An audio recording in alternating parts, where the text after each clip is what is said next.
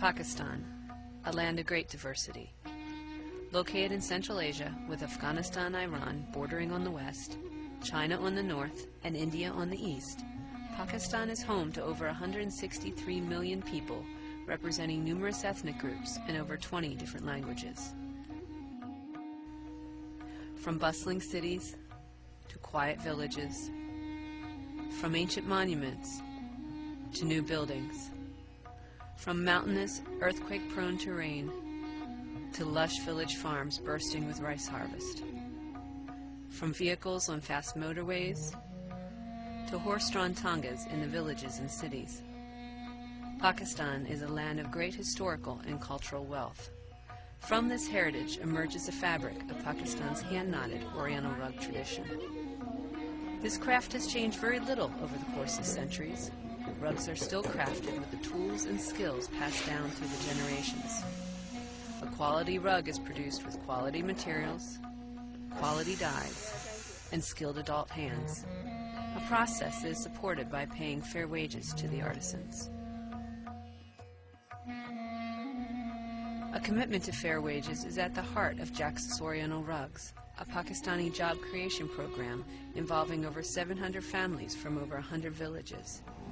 Jax's Oriental Rugs provides a fair living wage to its artisans, supports individual creativity and artistry, and provides economic, social, and educational assistance in the villages where it works.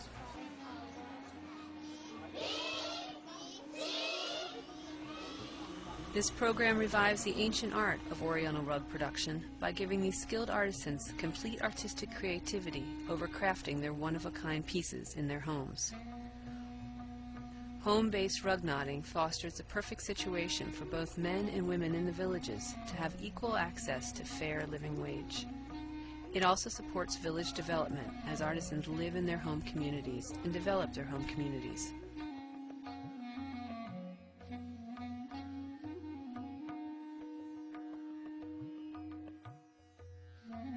A quality rug still takes time.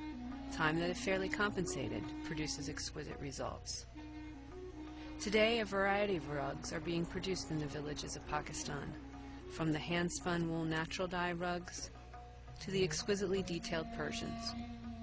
Although such a variety of carpets are being produced, they are all produced with the same basic techniques. Wool rich in lanolin is shorn primarily from domestically raised Dumba sheep, preserving the shepherding culture throughout Pakistan. This sheep carries an extra fat pack on its tail, adding the extra lanolin needed for good wool. The wool then goes for cleaning and spinning. For some rugs, the wool is cleaned, carded, and spun by machine, creating a fine, even yarn as it passes through the various spinning machines. For some tribal rugs, this process is done by hand, with the spinning either being done by a drop spindle or a spinning wheel. This is a very labor-intensive process, creating a more nubbly yarn. The wool then goes for dyeing. Boiled in large copper pots, heated mostly by natural gas, 2 bundles of wool take approximately 1.5 to 3 hours to dye. Wool is primarily dyed with steadfast synthetic dyes, giving artisans a varied palette of colors to work with. In recent years, these artisans have been working more with natural dyes. Consistent dyeing temperatures, high-quality dyes, and natural fixatives like salt are producing durable, fade-proof results. Materials like walnut shells, pomegranate skins, tree barks, orange peels, insect bodies, and plant roots fill the ingredient lists of many natural dye recipes.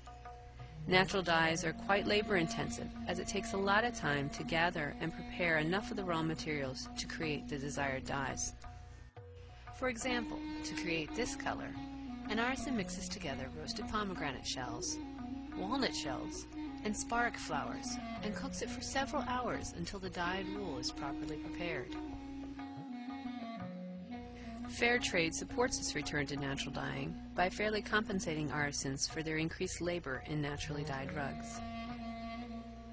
Designs are crafted both by skilled artisans as well as jointly with master designers. Most designs are inspired by things found in nature, in architecture, and from each artisan's ethnic heritage. A master designer first sketches a design onto graph paper with pencil, taking anywhere between a few days to a couple of weeks to complete. This artist apprentices for many years before becoming a master designer. Once graphed, the artisan then decides on color, carefully painting the design with watercolors, first to large expanses, and then the finer details. The design is then converted to a special script called talam. The talam reads like a large counted cross-stitch pattern, with each symbol representing a color with the appropriate number of knots written above it. Meanwhile, in the villages, the warp, the backbone of the rug, is set up. Usually done in the village square or house courtyard. The warp is constructed of cotton or wool thread. One warp usually takes 3 days to complete. These rugs are constructed on looms made from wood and steel pipes. Most of these rugs use a knot called a sena knot, or an asymmetrical knot. An expert knotter can knot around 40 knots per minute. A 9x12 Persian carpet at 500 knots per square inch takes 4 to 5 people working side by side 6 hours a day, approximately 1 year, 2 months to complete. A knotter can work either from the talam themselves or have it read to them. The talam sounds something like this: 2 copper, 5 red, 3 yellow, 2 black. Generally, one knotter calls for the entire loom, even when most artisans have the instructions written in front of them. Adults in the family work together on the looms. For example, a husband, wife, and the husband's brothers may work together on one rug. Once one row is completed, a weft thread is shuttled through the warp to secure that row. A comb-like tool called the panja is then used to press down the weft threads and to pack the knots to produce quality. These tools are as ancient as the skill itself. The completed row is then trimmed with scissors to keep an even pile. This is important for good washing. On average, most artisans work 5